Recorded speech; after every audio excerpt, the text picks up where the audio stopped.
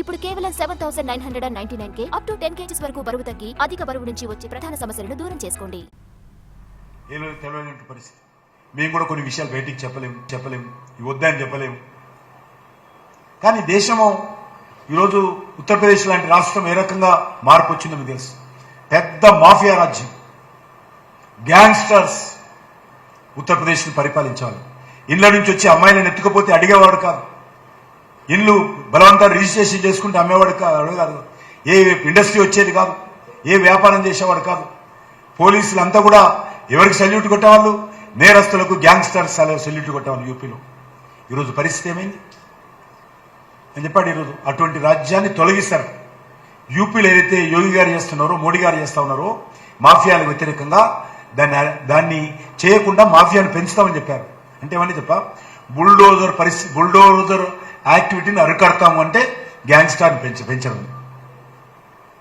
కాబట్టి ఎప్పుడు కూడా ఎవరైనా, ఏ ప్రభుత్వం అయినా ఒక మంచి పని చేస్తే government is a continuation process. కాబట్టి ఆ మంచి పనులను ముందుకు తీసుకెళ్లాలి తప్ప దేశాన్ని తిరోగమనం వైపు తీసుకెళ్లకూడదు. ఈరోజు నేను 2047 గురించి ఆలోచన చేస్తున్నాను. మనది డెవలప్డ్ కంట్రీగా ఎమర్జ్ కావాలి. 2047లో భారతదేశం అభివృద్ధి చెందిన దేశంగా ఎదగాలనేటువంటిది నరేంద్ర మోడీ గారు పట్టుదలతో ఉన్నారు. ఎందుకంటే మన 75 సంవత్సరాలు అయింది. మనం ఎప్పుడు అభివృద్ధి చెందిన దేశాల సరసన నిలబడతామో ఎవరికి ఎజెండా లేదు మన దేశంలో ఈ రోజు వరకు. ఇంకా 100 సంవత్సరాలు పడుతుందా, ఇంకా 300 సంవత్సరాలు పడుతుందా, ఎప్పుడు మనం డెవలప్డ్ కంట్రీ అవుతామో లేదు. లక్ష్యమే లేదు, మనకు టార్గెటే లేదు, ఎజెండానే లేదు. అందుకే ఈరోజు మేము నిర్ణయించాం, ఈ పార్లమెంట్ ఎన్నికల తర్వాత మీ అందరి ముందు, దేశ ప్రజల ముందు, ప్రతి ఒక్క వ్యక్తి ముందు తన వంతు పాత్ర ఏం చేయాలో నిర్దేశించబోతున్నాం. వచ్చేటువంటి 25 సంవత్సరాల తర్వాత 2047లో ఏదైతే 100 సంవత్సరాల స్వాతంత్ర ఉత్సవ పండుగలు మనం జరుపుకుంటామో ఆ రోజు వరకు దేశం ఒక డెవలప్డ్ కంట్రీగా, వికసిత్ భారత్గా, అభివృద్ధి చెందిన దేశంగా ఎదగాలి. దానికి మనం అందరం కూడా ఎజెండా నిర్ణయించుకోవాలి. ఇప్పుడు సరైనటువంటి సమయము. ఈ దేశంలో యూత్ పాపులేషన్ ఉంది. 2047 వచ్చేసరికి మన దేశం కూడా సీనియర్ సిటిజన్స్ పెరుగుతారు. యూత్ పాపులేషన్ అప్పుడు తగ్గుతుంది. ఇప్పుడు ప్రపంచంలో అత్యధికమైనటువంటి యూత్ పాపులేషన్ ఉంది.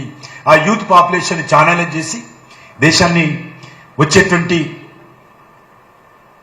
25 సంవత్సరాల్లో దేశ స్వాతంత్ర పండుగ, 100 సంవత్సరాల పండుగ జరుపుకునే లోపల అభివృద్ధి చెందిన దేశంగా ఎదగడం కోసము ఎజెండా. ఒక సీనియర్ సిటిజన్ ఏం చేయాలి, ఒక కాలనీ అసోసియేషన్ ఏం చేయాలి, ఒక కంపెనీ ఏం చేయాలి, ఒక పార్టీ ఏం చేయాలి, ఒక టూరిజం డిపార్ట్మెంట్ ఏం చేయాలి, ఒక ఫైనాన్స్ మినిస్ట్రీ ఎజెండా ఏంటి, నేషనల్ హైవేస్ ఎజెండా ఏంటి, ఫారెన్ మినిస్ట్రీ ఎజెండా ఏంటి, అందరికీ ఎజెండా ఇవ్వబోతున్నాం. 2047కు ప్రతి ఒక్క వ్యక్తి, ఈ దేశంలో 180 కోట్ల మంది కూడా 2047లో భారతదేశం డెవలప్డ్ కంట్రీగా ఎమర్జీ కావడం కోసం తన వంతు పాత్ర ఏంటి, ప్రధానమంత్రి పాత్ర ఏంటి, ఒక సామాన్య వ్యక్తి పాత్ర ఏంటో నిర్దేశించబోతున్నాం. ఒకటే విషయం చెప్పాడు ప్రధానమంత్రి గారు, 2047లో ఏ పార్టీ అధికారంలో ఉంటుంది ముఖ్యం కాదు, నేనైతే బతకను చెప్పాడు ఆయన. నేనైతే బతకను. ఎవరు రెడ్ పోర్ట్ నుంచి 2047లో జాతీయ పతాకం ఎగరేస్తారో అది కూడా ముఖ్యం కాదు. కానీ 2047లో నా దేశం డెవలప్డ్ కంట్రీగా ఎదగాలి, ప్రపంచ దేశాల సరసన అభివృద్ధి చెందిన దేశంగా భారతదేశం నిలబడాలి, ప్రపంచానికి ఒక విశ్వగురుగా భారతదేశం ఉండాలనేదే ఈరోజు నరేంద్ర మోడీ గారి ఆకాంక్ష. దానికి ఎన్నికల తర్వాత నరేంద్ర మోడీ గారు 8వ 9వ ప్రమాణ స్వీకారం చేస్తారు. అందులో ఎవరు ఆపలేరు. జూన్ 4 నాడు ఫలితాలు వస్తాయి. 8వ 9వ ప్రమాణ స్వీకారం చేసిన తర్వాత మా మొట్టమొదటి ఎజెండా 2047 ఎజెండా దేశ ప్రజల ముందు పెట్టబోతా ఉన్నాం. దేశ ప్రజల ముందు పెట్టి దేశ ప్రజలందరినీ భాగస్వామ్యం చేస్తాం. ప్రభుత్వం చేస్తే కాదది. దేశ ప్రజలందరినీ భాగస్వామ్యం చేసి దేశాన్ని మనము అభివృద్ధి చెందిన దేశాల సరసన భారతదేశాన్ని నిలబెట్టాలి. చంద్రమండలానికి వెళ్ళాం.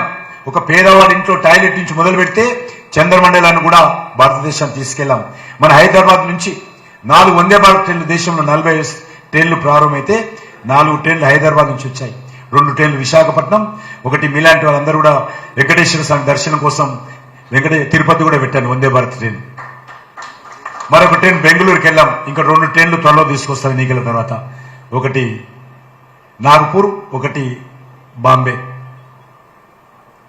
మన సికింద్రాబాద్ రైల్వే స్టేషన్ 720 కోట్లతోటి డెవలప్మెంట్ చేయబోతున్నాం. ప్రధానమంత్రి గారిని స్వయంగా వెలిసి భూమి పూజ చేయించాను. 25% పనులు అవుతున్నాయి. ఎట్లా ఉంటుందంటే ఎయిర్పోర్ట్ లాగా ఉంటుంది. ఎయిర్పోర్ట్ అంటే బేగంపేట ఎయిర్పోర్ట్ కాదు, శంషాబాద్ ఎయిర్పోర్ట్ లాగా వస్తుంది మన సికింద్రాబాద్ రైల్వే స్టేషన్. హైదరాబాద్ చుట్టూ 26,000 కోట్లతోటి రీజనల్ రింగ్ రోడ్ కడతా ఉన్నాం. కేంద్ర ప్రభుత్వ నిధులతో 26,000 కోట్లతోటి. ఆ రీజనల్ రింగ్ రోడ్ వస్తే మనమందరం కూడా నార్సింగ్ వెళ్లాల్సిన అవసరం ఉండదు. రీజనల్ రింగ్ రోడ్ ఎక్కడైనా సరే మీరు విల్లాలు కట్టుకోవచ్చు, లేకపోతే అనేక రకాల హౌసింగ్ యాక్టివిటీ, సెటిలైట్ టౌన్స్ వస్తాయి, కార్పొరేట్ ఆఫీసులు వస్తాయి, ఇండస్ట్రీస్ వస్తాయి, ఐటీ సెక్టార్స్ వస్తుంది, ఎంటర్టైన్మెంట్ వస్తుంది, టూరిజం వస్తుంది, లక్షల మందికి ఉద్యోగాలు వస్తాయి. ఆ రీజనల్ రింగ్ రోడ్ వస్తే మన తెలంగాణ డెవలప్మెంట్ లో ఒక గేమ్ చేంజర్ గా మారబోతుంది. ఎందుకంటే సుమారు 8-9 జిల్లాలు కలుపుతూ ఉంటుంది ఆ రీజనల్ రింగ్ రోడ్. ఒకటి ఈ రకంగా చెప్పాడు మా ప్రధానమంత్రి గారు. నీకు మేము పోయి అడిగిన తర్వాత మంజూరు చేసి చెప్పాడు, బాగా చేయండి, మంచి విజయవంతం అవుతే, సక్సెస్ అవుతే ఈ ఫార్ములా ఢిల్లీలో, లక్నోలో, బాంబేలో, చెన్నైలో, బెంగళూరులో కూడా చేద్దాము. కాబట్టి చాలా జాగ్రత్తగా చెయ్యాలని ప్రధానమంత్రి గారు నాకు విషయం చెప్పారు. రీజనల్ రింగ్ రోడ్ శాంక్షన్ చేస్తున్నప్పుడు ఆయన దగ్గరికి వెళ్ళి అడిగాను. చాలా రోజుల తర్వాత మంజూరు చేశాడు. కానీ కేసీఆర్ పుణ్యం అనేది ప్రారంభం కాలే. ల్యాండ్ ఎక్వేషన్ చేయలేదు.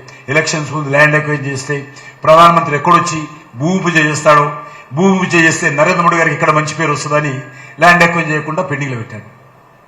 నేను రేవంత్ రెడ్డి గారికి ఉత్తరం రాసిన, ల్యాండ్ ఎక్వేషన్ ప్రాసెస్ మొదలు పెట్టండి. నేను 100 ఉత్తరాలు రాసిన, ఒక్కదానికి ఉత్తరం ఇచ్చేవాడు కాదు గ్రేట్ కేసీఆర్ గారు. కాబట్టి వీళ్ళు కూడా, ఎందుకంటే వీళ్ళు ఏం చేస్తారో చూడాలి. ఇంతవరకు ఏది అమలు చేయలేదు. మాటలు కోటలు దాడుతున్నాయి, మరి మాటలు సరిహద్దులు దాడుతున్నాయి, మాటలు పార్లమెంట్ భాష దాడుతూ ఉంది, కానీ పనులు ఇప్పుడు కూడా జరగడం లేదు. కాబట్టి అయినప్పటికీ కూడా ఈ ఎన్నికలు రాష్ట్రానికి సంబంధించిన ఎన్నికలు కావు, ఇవి ఢిల్లీ ఎన్నికలు, దేశానికి సంబంధించిన ఎన్నికలు. కాబట్టి దేశం కోసం ఓటేయాల్సిందిగా కోరుకుంటూ సెలవు తీసుకుంటాం.